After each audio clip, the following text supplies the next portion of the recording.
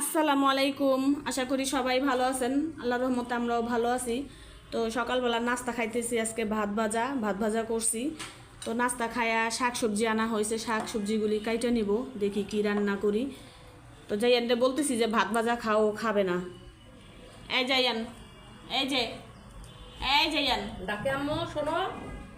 ও রাগ করছে, দেখো যে ভাত ভাজা খাইতে বলছি দেখা। তাকাও, এই যে দেখছো, খাইতে বসলে ওর নাটক। খাও, ফুপি দিতেছে, খাও।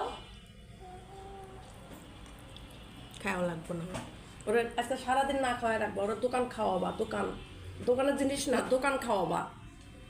দরকার পড়লে দোকানদাররাও খাওয়াইয়া দিবা ওরে। ওরে খাওয়ায় গেল তো ওর বাবা, ওরে যে চকলেট দুধ, ওরে পেটের মধ্যে জানি দোকানদার নাচানাচি করে। তারপরে চকলেট, মিমি চকলেট, কম হয়ে গেছে না? বিস্কিট, এগুলি তো খাওয়াই থয়ে গেল। ওরে দোকান খাওয়াও, দোকান। আজকে ভিডিও টাইটেল দাও দোকান। শাক সবজি কাটা শেষ। তো এই যে লাল শাক কাইটা আমি ধুয়ে নিছি সুন্দর করে, লবণ মরিচ দিয়ে দিছি, এটা রাইস কুকারে সিদ্ধ দিয়ে দিব। আর এইখানে ডাটা আর আলু কাইটা নিছি, মাছ দিয়ে রান্না করব, ঝোলের তরকারি। ডাটাটাও হালকা একটা ভাপ দিয়ে দিব। তো এই লাল শাকের সাথেই ডাটাটা সিদ্ধ দিয়ে দিব একসাথে, যাতে তাড়াতাড়ি হয়। তরকারির মশলাটা কষানো শেষ, এই যে খুব সুন্দর তেলের উপরে উঠে আসছে। তা আমি এখানে এই যে ডাটা আলু ভাপ দিয়ে রাখছিলাম, আর সাথে দুইটা কচু কাইটা নিছি, তো এটা এখন দিয়ে দিব।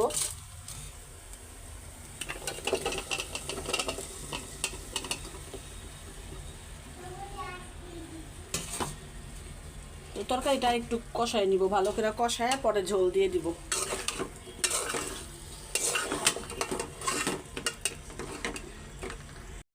মাছগুলি আমি ভালো করে ধুয়ে নিছি। তো এই যে মশলা মাখায় নিছি সব কিছু, এখন ভাজতে দিয়ে দিব।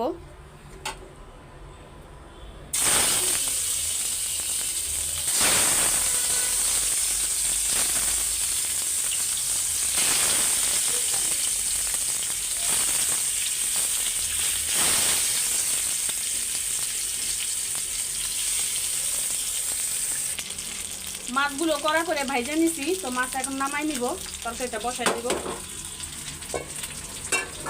আর আমি এখানে এই তরকারি বসানোর জন্য পাটায় একটু মশলা বাইটা নিলাম। এখানে জিরা, কাঁচামরিচ আর একটু শুকনা মরিচ আছে, তো পাটায় বাইটা নিছি। কেন ডাটার তরকারি এইভাবে কাঁচামরিচ দিয়ে রান্না করলে ভালো লাগে, এই কারণে একটু জিরা আর কাঁচামরিচ দিয়ে বাইটা নিলাম আমি।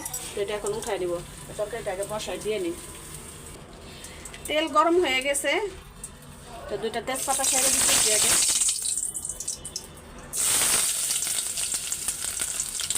পেঁয়াজটা লাল হয়ে আসলে পরে মশলা দিয়ে কষাই নিব ভালো করে।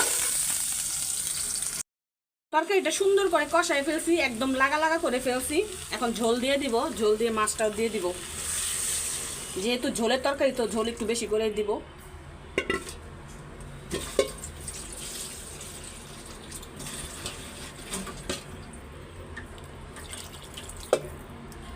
বাটা মশলার তরকারি ঘেরানি একটা অন্যরকম স্বাদ, অন্যরকম। আপনি যতই কেনা গুঁড়া মশলা খান আর যতই দামি দামি মশলা কিনেন, কিন্তু বাটা মশলার উপরে কোনো মশলা স্বাদ পাবেন না।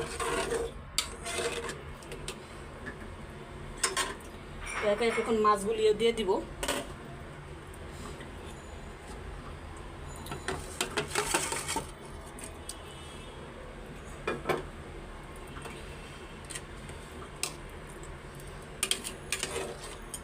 তো হয়ে গেলে ধনিয়া পাতা দিয়ে নামায় ফেলবো। তরকারি রান্না হয়ে গেছে, তা আমি যে এখানে উপরে একটু ধনিয়া পাতা দিয়ে দিব। ধনিয়া পাতা দিয়ে পরে নামায় ফেলবো।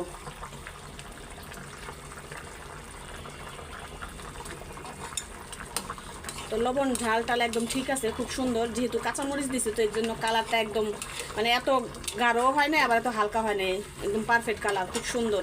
তো নামাই নিই তরকারিটা, নামাইয়া এখন লাল শাক ভাজি করব। রান্না বাড়া শেষ করলাম। তো আজকে রান্না করছি ডাটা দিয়ে, কচু দিয়ে, আলু দিয়ে মাছের তরকারি ঝোল। আর আজকে শুধু লাল শাক রান্না করছি, আর কালকের ভর্তা, আর এখানে মুরগির মাংস গরম করছি। সব একটু একটু করে নিয়ে খাও খাও।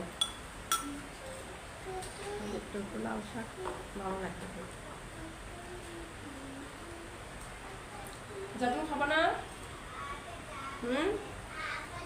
মজা হয়েছে। লাউ শাক সিদ্ধ হবে না, না না, সেদ্ধ আমিও মনে করছিলাম প্রথমে, এখন দেখি সুন্দর সেদ্ধ হয়েছে। কারণ ডালগুলো যখন বাছলাম তখন শক্ত শক্ত ছিল না, হ্যাঁ হ্যাঁ।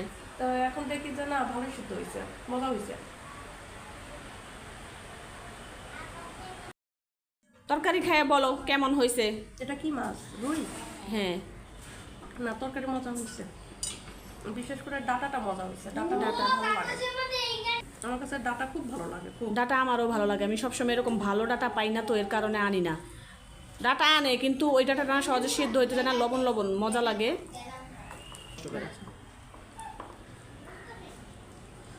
তবে অনেকদিন পর রুই মাছের ঝোল খাইতেছি, ভালোই লাগতেছে না? হ্যাঁ।